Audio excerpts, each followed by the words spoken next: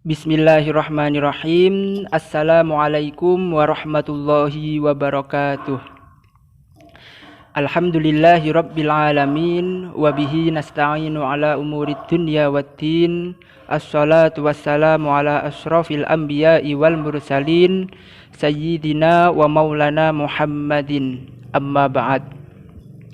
Kepada yang terhormat sekaligus kami hormati, yaitu Bapak Dosen Nur Aziz Afandi MSI, dan tak lupa kepada seluruh teman-temanku semua yang saya cintai karena Allah, insyaallah.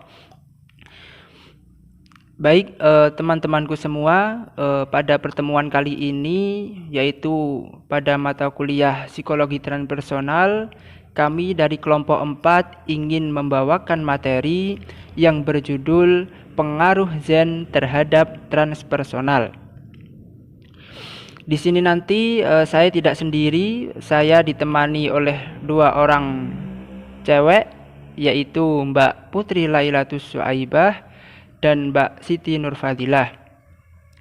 Baik teman-temanku semua, untuk mempersingkat jalannya waktu, marilah acara ini kita awali dengan bacaan basmalah bersama-sama.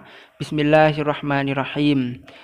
Baik, di sini saya akan mencoba menjelaskan apa sih yang dimaksud dengan Zen dan bagaimana ajarannya. Dan nanti penjelasan selanjutnya akan dilanjutkan oleh kedua teman saya tadi. Baik, apa sih yang dimaksud dengan Zen? Zen merupakan salah satu aliran agama Buddha, terutama bagian dari Mahayana. Di India, Zen dikenal dengan nama Dhyana, dan dalam bahasa Cina disebut dengan kata Chan. Aliran Zen ini berfokus pada ajaran meditasi, sehingga aliran ini dapat dikatakan sebagai aliran berkonotasi mistik. Aliran Zen dapat membuka pikiran dan mempertinggi kebijaksanaan manusia, dan ajarannya dapat menuntun manusia ke alam pembebasan. Adapun beberapa dasar ajaran Zen itu ada 3. Yang pertama yaitu berhubungan dengan jiwa, yaitu tidak terbawa oleh yang lain, memikul tanggung jawab sendiri untuk berlatih mencari diri untuk mencapai kesempurnaan diri.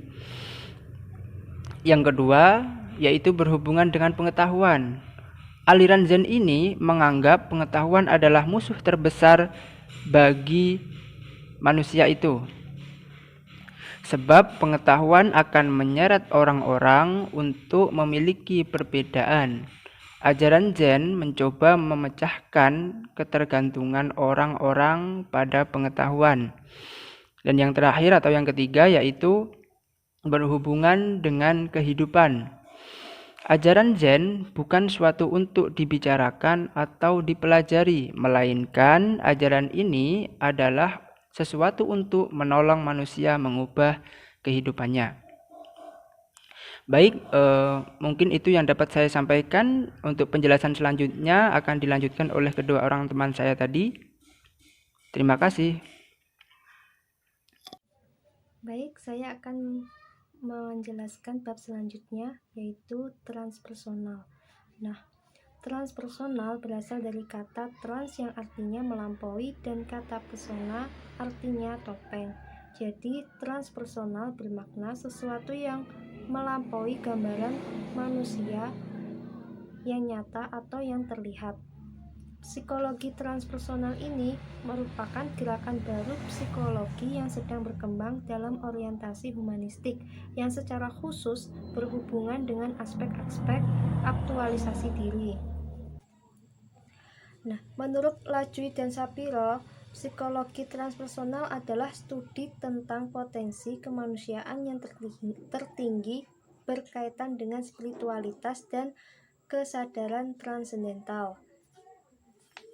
Nah, psikologi transpersonal memiliki beberapa konsep yang meliputi pengalaman puncak. Pengalaman puncak itu ketika seseorang merasa dirinya menyatu dengan alam atau merasa dekat dengan Tuhannya, di mana ego sudah tidak lagi jadi fokus dan pengendali atas dirinya. Yang kedua adalah transendensi diri, yaitu keadaan kesadaran di mana rasa diri berkembang melampaui definisi yang lazim dan melampaui gambaran diri dari kepribadian individu, atau mengacu pada pengalaman langsung dari koneksi fundamental harmoni atau kesatuan dengan orang lain. Contoh, ketika seseorang bisa merasakan perasaan orang lain.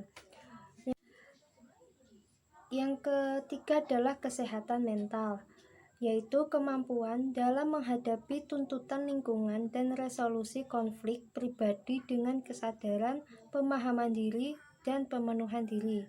Contohnya itu adalah pengalaman puncak, dengan menambahkan kesadaran yang meluas, kebebasan dari konflik internal, serta hubungan otentik dengan orang lain.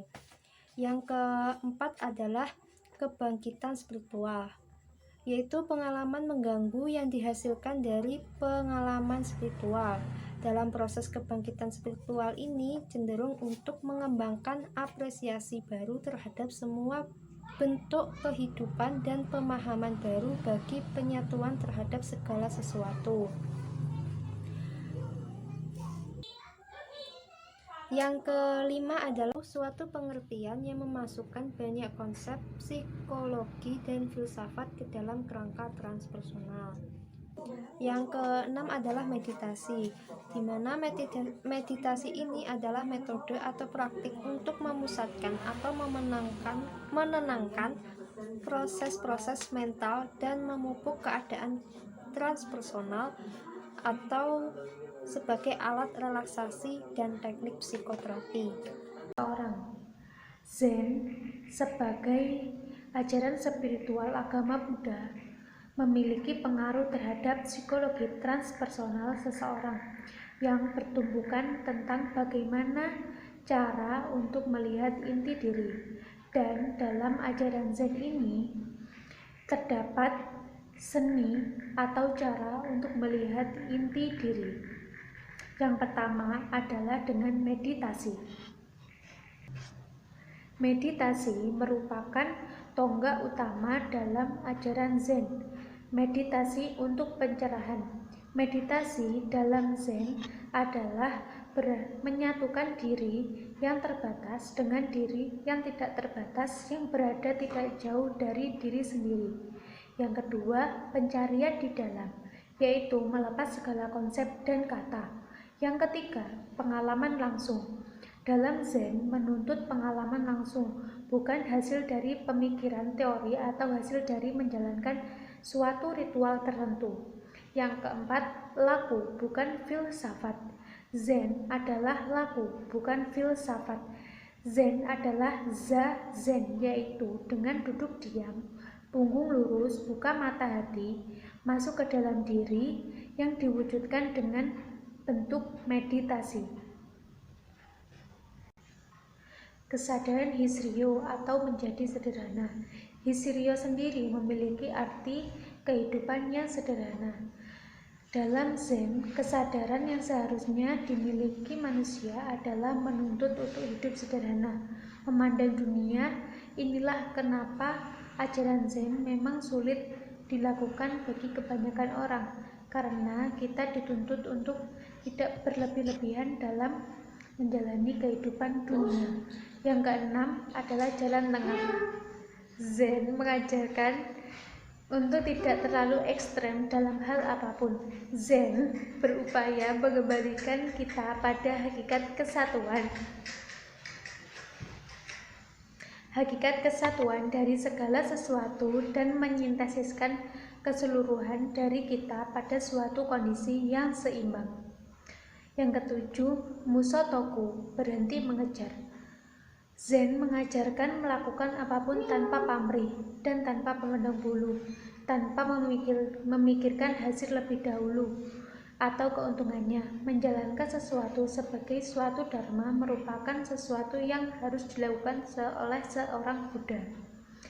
Nah, yang ke-8, sekarang, di sini, dan saat ini. Zen mengajarkan untuk memandang kehidupan. Memang harus dijalani kehidupan nyata, adalah sekarang yang kita alami, dan akan terus berubah sesuai dengan keadaan waktu. Zen menekankan pada Konfusius yang sekarang, yang nyata adalah yang terlihat di hadapan kita dan harus kita jalani. Yang kesembilan adalah Wu Wei. Dalam Zen mengajarkan kebajikan untuk tidak mencampuri dan tidak berbuat sesuatu yang bertentangan dengan apa yang dialami. Biarkan saja yang alami bekerja, jangan memaksakan, jangan mengatur, jangan mempengaruhi. Nilai-nilai yang terkandung dalam ajaran Zen tentang melihat inti diri ternyata tidak terlepas dari kewajaran atau bersifat alami yang dimiliki manusia, yaitu yang pertama kesederhanaan, kedua ketidaksempurnaan, dan ketidakabadian. Nilai-nilai tersebut tergambarkan dalam konsep wabi dan sabi yang bagi orang Buddhisme Jepang adalah kepasrahan dan ketulusan dalam menghadapi keadaan dan pergantian waktu. Dan wujud dari rasa tersebut digambarkan dengan sebuah ekspresi atau situasi, yaitu keadaan hening dan tenang serta diam, seperti orang yang sedang meditasi gitu. Sehingga dapat dikatakan Zen adalah sebuah aliran Buddhisme yang menekankan pentingnya meditasi dan mengkhususkan diri dalam hal tersebut. Dengan begitu, Zen mewakili puncak spiritualitas dalam agama Buddha yang mementingkan tentang transmisi jiwa berdasarkan ajaran Buddha.